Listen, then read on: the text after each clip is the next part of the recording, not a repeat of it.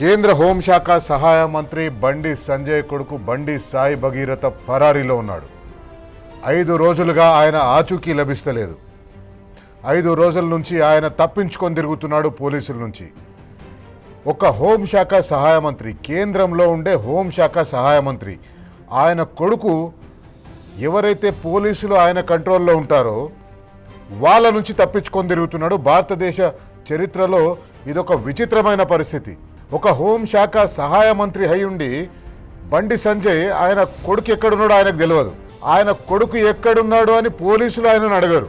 పోలీసులు మాత్రం ఇన్వెస్టిగేషన్ పేరుతోటి ఒక విక్టిమ్ని ఎంత బయట బండి సంజయ్ టీం, బండి సంజయ్ అనుచరులు, బండి సంజయ్ భక్తులు ఆ అమ్మాయిని ఏ రకంగా హింసించాలనో, ఏ రకంగా మానసిక క్షోభకు గురి చేయాలనో అన్ని రకాలుగా ఆ అమ్మాయిని మానసికంగా వేధిస్తున్నారు.